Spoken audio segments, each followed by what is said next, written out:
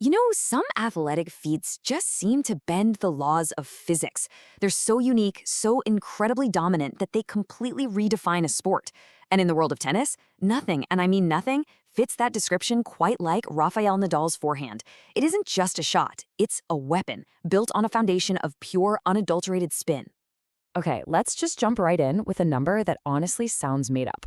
Using high-speed cameras, researchers have actually clocked Nadal's forehand at a peak spin rate of 4,900 revolutions per minute.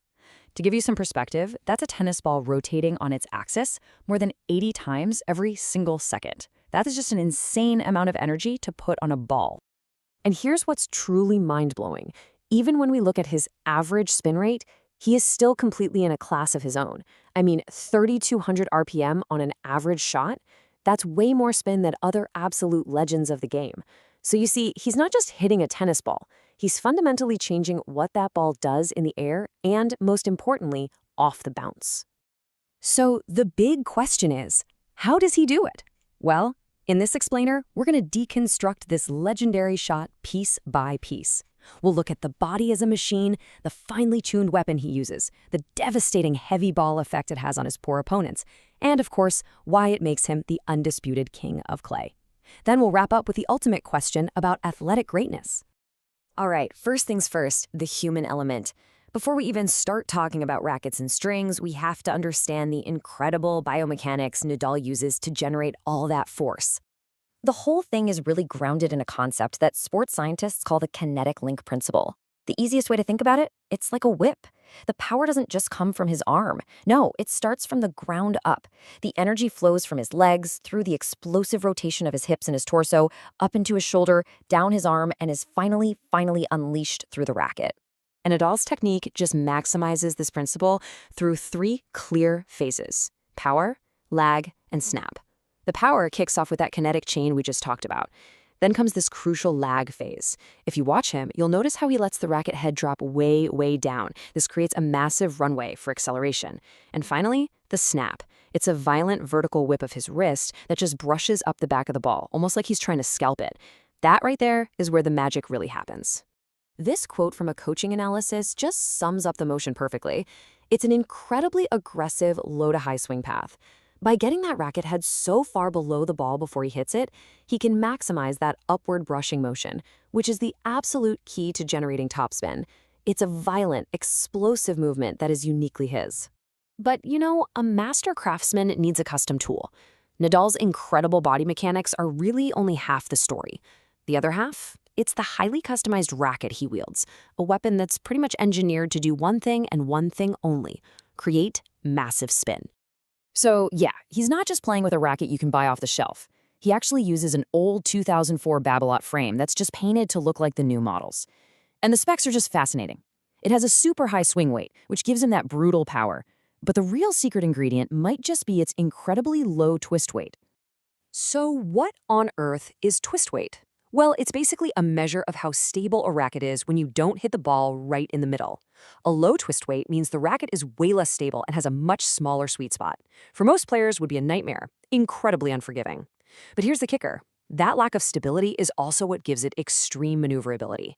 It's what allows Nadal to whip the racket head over the ball with that insane speed his technique requires. It's a trade-off most pros wouldn't even dare to make. And the customization doesn't stop with the frame. He uses these thick, super durable strings that can actually handle the sheer force of his shots. And get this, the grip? He uses a smaller grip size than you'd expect for a guy his size, and that allows for more wrist snap, more action, which just further enhances his ability to generate that legendary spin. Okay, so we have the athlete, and we have the custom tool. Now, let's talk about the result. What does it actually feel like to be on the other side of the net, staring down this shot? Well, in tennis, they have a name for it: the heavy ball. A heavy ball isn't just about how fast it's moving forward. It's about that punishing combination of speed and massive topspin. This mix creates a trajectory and a bounce that's unlike almost anything else in the sport. And believe me, it is an absolute nightmare to deal with. This data just illustrates it perfectly. See those lines? They show the ball's path after it bounces. As the RPMs go up, that out-of-bounds angle gets dramatically steeper. The ball doesn't just skid off the court like a normal shot, it explodes upwards. It literally jumps at the opponent. But hey, don't just take it from the data. Listen to how one of his greatest rivals, Andy Murray, describes it. That tough angle he's talking about, that's everything. It completely takes away an opponent's ability to be aggressive, to step into the court and try to dictate the point. From the second he hits it, you're on the defensive. And the tactical consequences are just devastating. Players are constantly hitting the ball up around their shoulders, which is a really weak and awkward position. It pushes them way behind the baseline, forcing them to give up all that valuable court position. And from back there, trying to attack is nearly impossible. So, if this weapon is so effective everywhere, why is it practically mythical on the slow red clay courts of Roland Garros? Well, this is where the man, the method, and the arena all come together in a perfect, brutal harmony.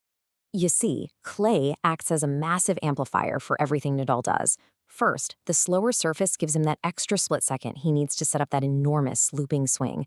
Second, the high-friction, gritty surface literally grips the ball when it bounces, making that already vicious topspin kick up even higher and more aggressively.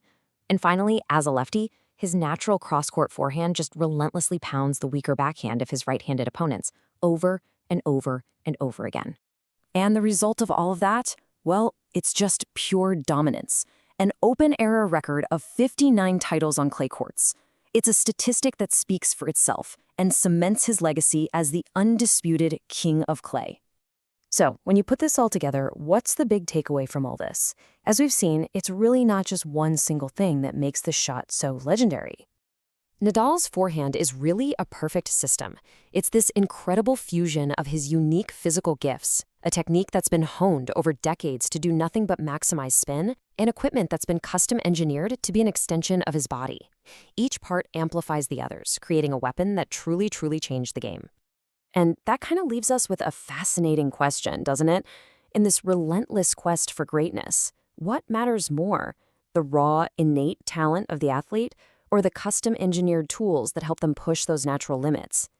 Well, in the case of Rafael Nadal's legendary forehand, the answer is pretty clear. It's the perfect and absolutely terrifying fusion of both.